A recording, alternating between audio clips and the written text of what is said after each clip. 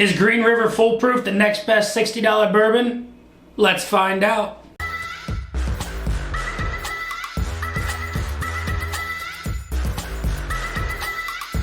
What is going on, everybody? Nathan here with the Everyday Drinker, bringing you guys a brand new video. This one I am very excited for because this right here is the brand new release from Green River. This is their foolproof offering coming in at 117.3 proof. This is a blend of, I believe, 5 to 7 year old barrels that went into this beautiful bottle, and well, I am very, very excited for that. If you guys enjoy the content, make sure you drop that like, leave a comment down below on your thoughts on Green River as a whole, and if you have had the foolproof offering. If you're brand new, smash that subscribe button. We're on the road to 20,000 subscribers, and if you want a chance to get a 2-ounce sample of this bad boy right here, make sure you check the Patreon link down below. For as little as $2 a month, you can join in and you get the opportunity to possibly win some amazing samples, bottles, and stuff like that. But without further ado, let's crack this bad boy open and let's get into the nose. Not bad. Not bad at all. Not too bad. Now, if you guys do remember, I was not the biggest fan of the wheated bourbon, but I'm not the biggest 90 proof hound. There are some bourbons out there that I absolutely love, but for me, that was a little bit too earthy. And because of that earthiness, I thought that maybe it was a little bit too young. But you never know, just some bourbons just don't hit some people's palates the way that they expect it to. But I'm gonna let this breathe for a couple of minutes and we'll be right back. All right, ladies and gentlemen, we are back, and let's get into this nose. I'm very excited. It's a very, very nice, almost like amber color in a way. It looks like one of those like amber pearls from like the dinosaur days that hold bugs. That's what this color is. It's very, very reminiscent of that, but we're not looking at the color. We're looking at the nose. Let's get into it. Wow, that's a really interesting nose. Whoa, very dry cinnamon right off of the bat. Almost like a snickerdoodle cookie, because I get a little sweetness coming through on there as well. But no snickerdoodle like what the Penelope Rio gives you. This is a very like, it's almost like it's a bagged snickerdoodle, not a fresh baked one. One of those harder, like crunchy snickerdoodles. There's a very dryness coming off of this nose. It kind of gives me a little bit of not peppermint leaves, but if you've ever like bitten and like smelled and like smacked mint leaves on your hand, you get a little bit of that oil and astringency on there, but it's not bad. It's not bad whatsoever. And then there's a really nice rich vanilla that rolls out of here as well. I get almost tea leaves out of here too. It's a very nice nose. You don't get a lot of the proof hitting you in the face, which is really, really nice. I was expecting a little bit more punch because this is a first pop. Everything that I explained just marries so well in the glass, and I'm very excited to get into this palette. I bet you guys are as well.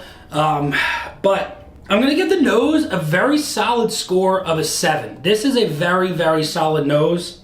So without further ado, let's get into the palette. That right there is 100 times better than the wheated bourbon, and I don't know if it's just because of the proof. Obviously it might be, but wow, that is so creamy. So creamy. The first initial thing I get is like a very dark chocolate covered pretzel. Like I get a little salinity, I get a little bit of that bready quality, and then a very, very nice, like almost very dry, high cocoa, dark chocolate. Wow, that is very good. Very, very good. That is incredible. Incredible. There's a little spice of cinnamon coming off of here. I get almost like you have like a really, really nice, like not super creamy cappuccino in a way. It's like you have a little bit of that cream, but it's a lot of espresso and a little dash of cinnamon on top. What would that be? Is that a macchiato where it's just a little bit of foam? I think it's a macchiato. So let's call that a macchiato in a glass. Wow. Oh my God. That tea note off of the nose again there. Not even going deep in there. Just rolled out of that glass and just punched me in the face. This right here is incredible, and I want to see what this does against Rare Breed and Old Forester 1910 and other bottles that are in this exact proof range, because, you know, Rare Breed's 116.8, this is 117.3, 1910 is 115. There are a couple other bottles that we could throw into a blind and see how this bad boy fares, but right now, just out of the first pour of this, right? This is definitely a very, very good $50 to $60 bottle that you as a buyer should definitely pick up if this bottle is in your area. This is incredible.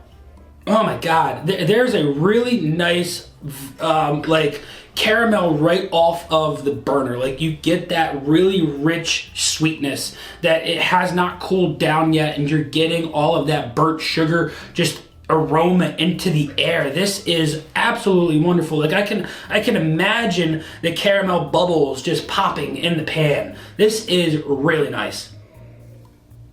Oh man. The palate is a very solid score of an 8 as well. The finish does not have any astringency, any bitterness, nothing that is unlikable about this. And again, that finish, I'm gonna give it an 8 as well. Why I'm giving scores, I've got no clue. We're not keeping track like we did last year, but this is just for fun, right? I think that this is a very, very solid 8 out of 10 whiskey. And I think that if it's an 8 out of 10, it's a must get for you guys, because man, oh man, that is wonderful. You know what, let's finish it.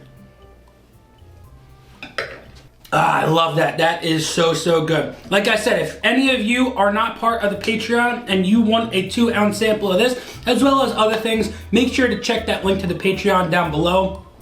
But man, that is a good 8 out of 10 whiskey that every single one of you should get if you have the opportunity to do it. If you guys enjoyed this video, make sure you drop that like, leave a comment down below on if you think that this is anything worth that money. And if you haven't already, smash that subscribe button. But until next time, this has been Nathan with the Everyday Drinker.